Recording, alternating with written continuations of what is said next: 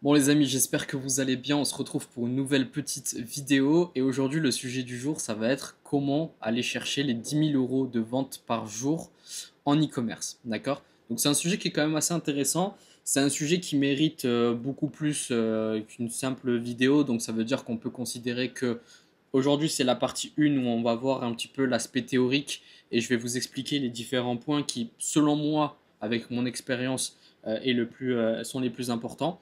Et bien évidemment, je vous invite à vous abonner, comme ça, au moins, vous n'allez pas rater du coup les prochaines vidéos où j'essaierai de rentrer un peu plus en détail sur les points que je vais énoncer.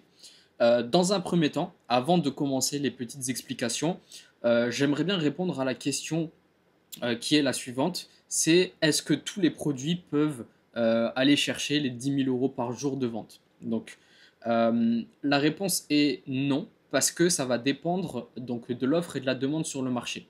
À l'heure actuelle, quand on réfléchit pour aller chercher les 10 000 € par jour de vente, on ne réfléchit pas pour aller chercher les 100 000 €, on ne réfléchit pas pour aller chercher les 200 000 €.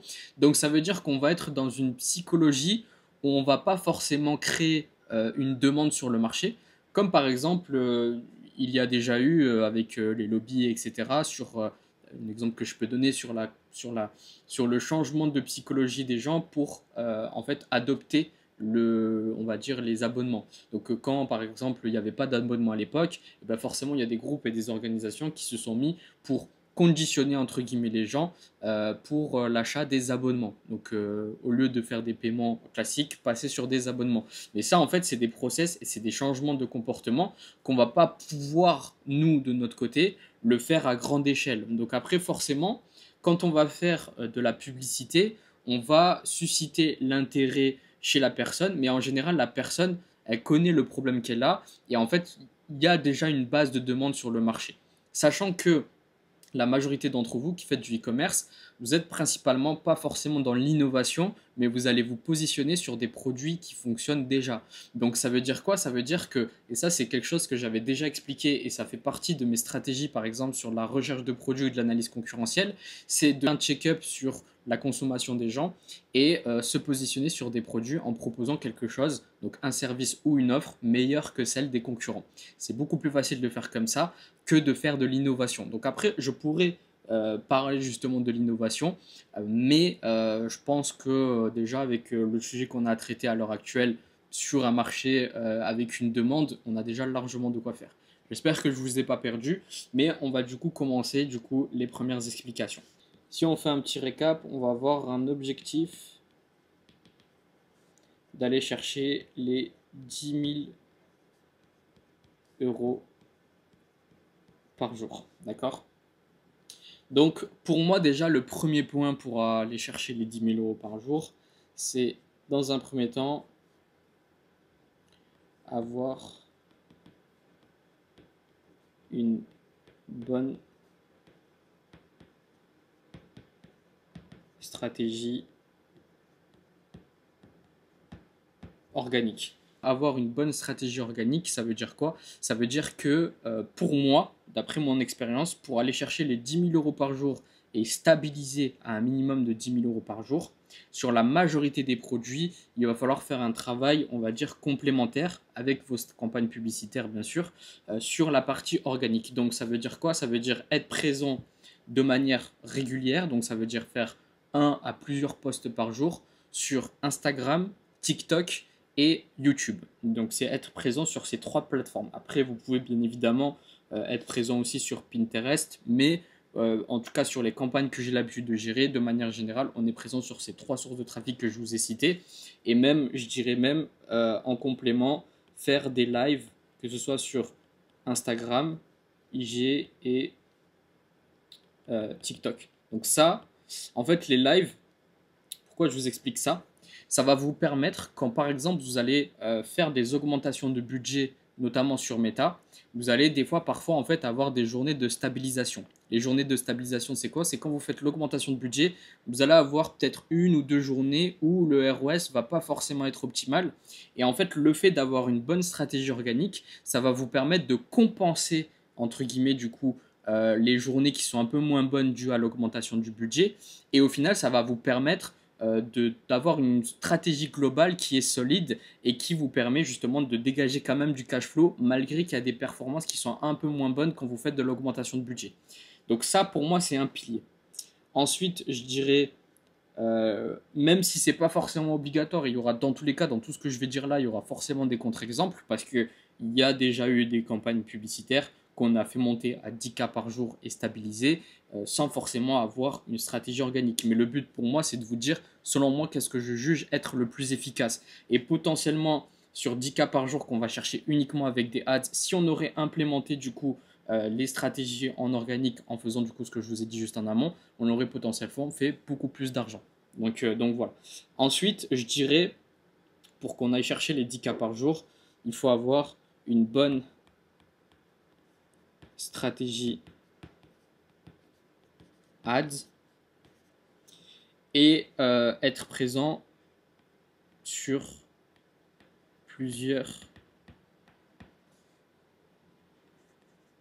sources de trafic. Donc être présent sur plusieurs sources de trafic. Moi par exemple, ce qui s'offre à moi en termes d'options, c'est Meta, Snapchat et TikTok. Donc c'est vrai que de manière générale, pour aller chercher les 10K, c'est quand même mieux et c'est beaucoup plus stable entre guillemets quand on est présent sur les trois sources de trafic. Ça ne veut pas dire que sur les trois sources de trafic, on va avoir le même budget publicitaire qui va être dépensé, mais au moins si par exemple Meta performe un peu moins bien, et ben en faisant du coup ce que je vous ai dit là, vous allez avoir l'organique qui va venir, compenser un petit peu, et vous allez avoir les autres sources de trafic qui vont venir aussi de manière assez instinctive compenser un petit peu. Donc après, quand je dis bonne stratégie ads, c'est qu'il faut savoir du coup correctement structurer ses campagnes, même si en soi la structure c'est pas ce qui va faire toute la différence. Donc c'est une structure qui est propre. Donc que ce soit sur Meta, sur Snapchat, sur TikTok ou si vous faites du Google, sur Google également, mais également aussi les tests de créative de manière assez... Donc quand je dis test de créative, le test de créative, il faut qu'il soit régulier, donc régulièrement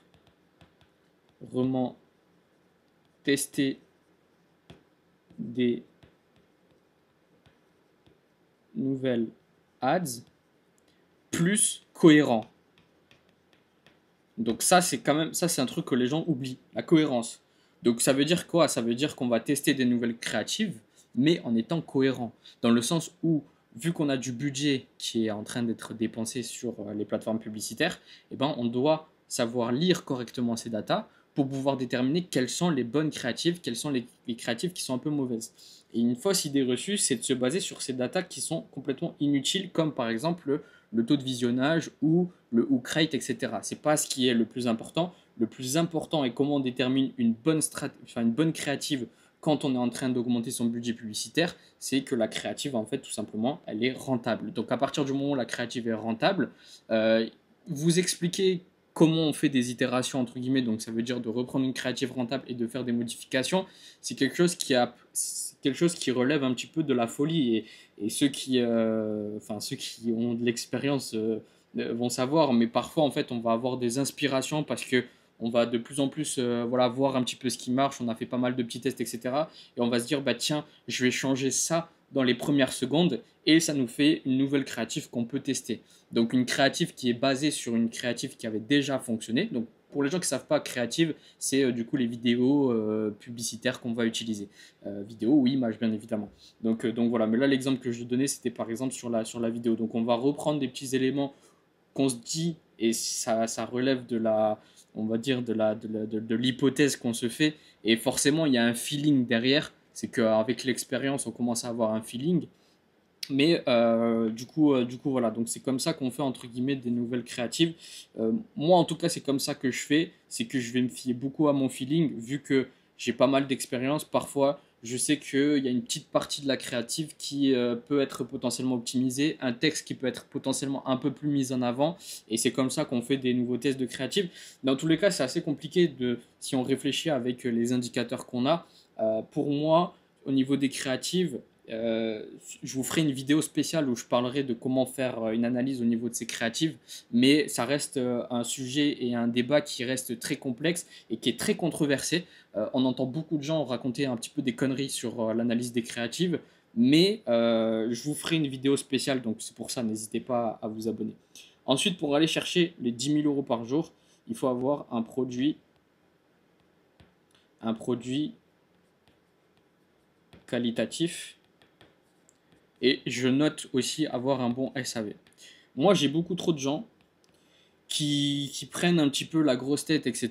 Quand ils commencent à avoir des chiffres entre, voilà, quand il y a des gens qui commencent à faire entre 3 000, 4 000 euros par jour, qui commencent à penser que c'est des génies du e-commerce, bah en fait, ils négligent souvent cette étape-là. Et en gros, le scaling, il peut être faisable que si il y a un bon taux de satisfaction. Pourquoi? Parce que déjà dans un premièrement, dans un premier, déjà dans une première étape, c'est que les gens qui vont acheter sur votre boutique, donc les acheteurs, donc quand vous allez avoir une commande, il ne faut pas oublier que ce sont des vraies personnes, d'accord? Donc ces vraies personnes ont des amis, ont des relations, et si vous les négligez par rapport au produit, donc qui n'est pas forcément qualitatif, que le SAV est limite absent, au final, ça va être très compliqué de scaler parce que justement, en fait, la notoriété du site ou de la marque, même si à petite échelle, on pourrait se dire on s'en fout un petit peu, en vrai de vrai, mais en fait, sur du volume de commandes, si vous faites par exemple ne serait-ce que 2 000 euros par jour, en vrai, la satisfaction de vos clients, elle va vraiment jouer et avoir un impact sur la croissance de votre marque. Donc ça, c'est un truc que beaucoup de gens négligent, ces deux parties-là, mais c'est impossible de scaler si le produit n'est pas qualitatif et ne répond pas aux attentes du client.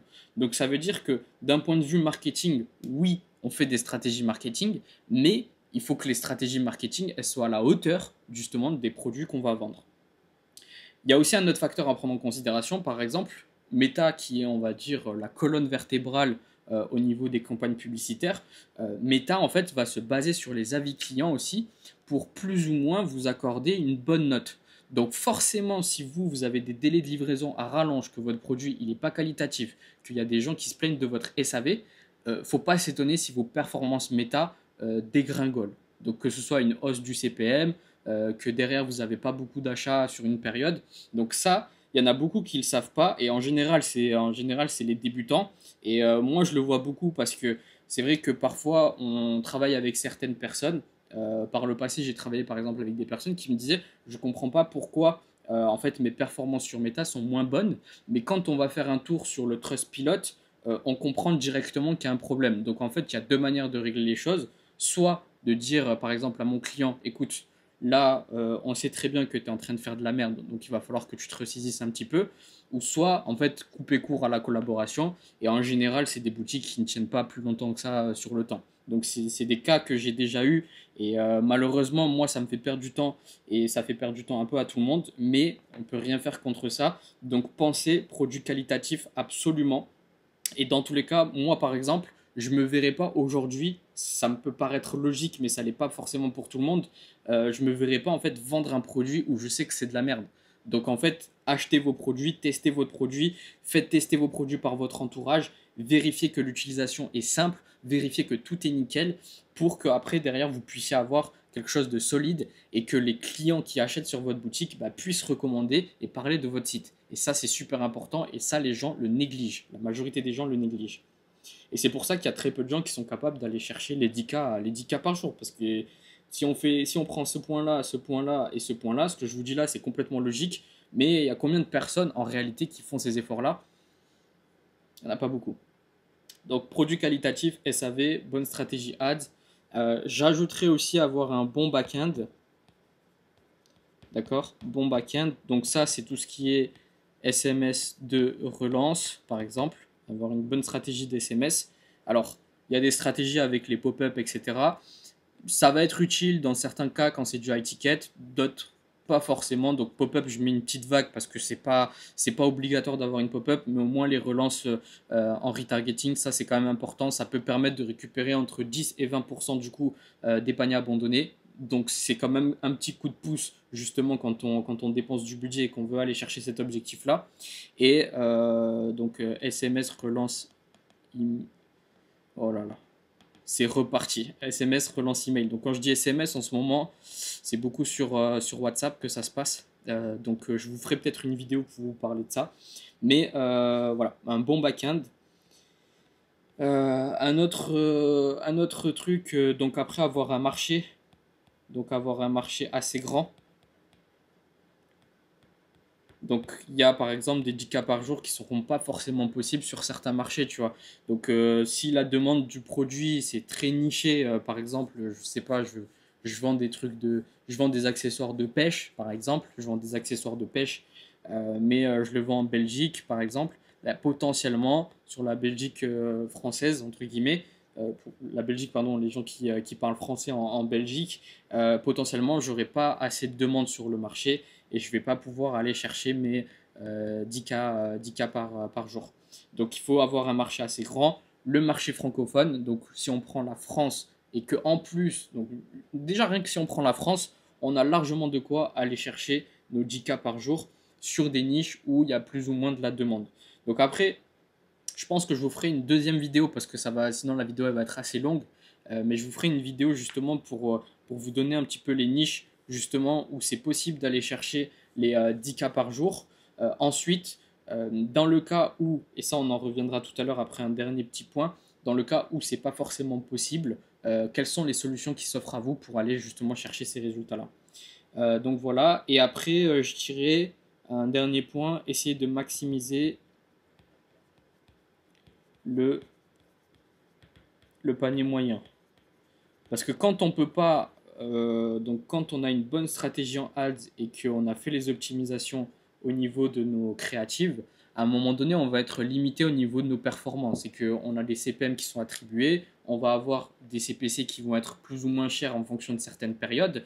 Mais ce qui peut être faisable sur le site internet, c'est soit d'optimiser, donc d'améliorer votre taux de conversion, d'accord, mais en règle générale, une des pistes pour aller chercher justement un panier moyen qui est plus élevé, donc ça veut dire que le même client va dépenser plus, c'est de faire en sorte de maximiser le panier moyen avec soit des upsells, soit des produits complémentaires, d'accord, que vous allez proposer en... Alors les upsells c'est après achat et les produits on va dire complémentaires vous pouvez les proposer avant que le client aille sur le panier. Et forcément pour ça il y a des stratégies à tester et on en parlera sans doute dans une prochaine vidéo. En tout cas, c'était déjà pour vous introduire tout ça.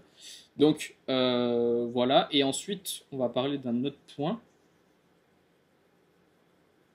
Alors j'enlève tout ça.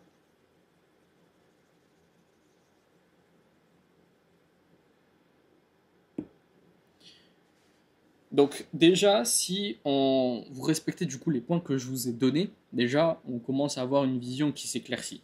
Il y a aussi un autre point qui peut vous permettre d'aller chercher plus facilement du coup les 10K Day, c'est la récurrence. Récurrence client. Alors en fait la récurrence client, on peut aller la chercher de deux manières possibles. Soit vous avez un produit qui est consommable, donc dans le cas où les clients sont satisfaits, forcément ils vont recommander. Et après il y a des stratégies, donc avec des emails, mettre dans le packaging par exemple un code de réduction pour la prochaine commande, etc. Donc ça, il y a des stratégies et même en ads, on peut recibler tous les gens qui ont commandé sur la boutique. Donc récurrence client. Et la récurrence client, on peut aussi la faire donc soit avec nouvelle commande, comme j'ai expliqué, du produit. C'est dans le cas où c'est du consommable. Ou alors on peut le faire aussi avec donc achat sur le site, pardon, nouveau produit. Parce qu'il y en a beaucoup qui vont se sentir limités en fait dans le sens où si par exemple vous vendez du textile, le textile c'est pas forcément du consommable. Une personne qui achète un t-shirt, elle peut très bien le porter par exemple pendant des années. Mais dans le cas où vous souhaitez faire de la récurrence, eh ben, il faut que vous fassiez des nouvelles collections, des nouveaux produits, que vous ajoutez des améliorations potentiellement sur votre produit de base. Et c'est ça qui va vous permettre d'obtenir de la récurrence. Mais la condition à ce que les gens fassent de la récurrence, donc rachètent sur votre site, c'est la satisfaction. Et on voit bien que la satisfaction, en vrai, c'est une des clés pour aller chercher les 10K Day. De manière générale, encore une fois, on a des produits avec une grosse demande sur le marché à certains moments où on est capable d'aller chercher les 10K Day sans forcément faire ce travail-là. Mais dans tous les cas, pour moi, la satisfaction est à passer au niveau 1, au niveau premier. avant de réfléchir à est-ce que je vais lancer du TikTok, du Snapchat, du Meta, pensez à la satisfaction client en numéro un. Et ensuite, en numéro 2, eh ben, vous allez mettre en place du coup votre stratégie, vos tests. Et voilà. En tout cas, les gars, c'est tout pour cette petite vidéo. Il y a pas mal de points que je vous détaillerai du coup dans des prochaines vidéos un peu plus spécialisées du coup sur les différents points que j'ai énoncés. N'hésitez pas à vous abonner. Merci encore d'avoir regardé la vidéo. Et puis moi, je vous dis à très bientôt pour une nouvelle vidéo.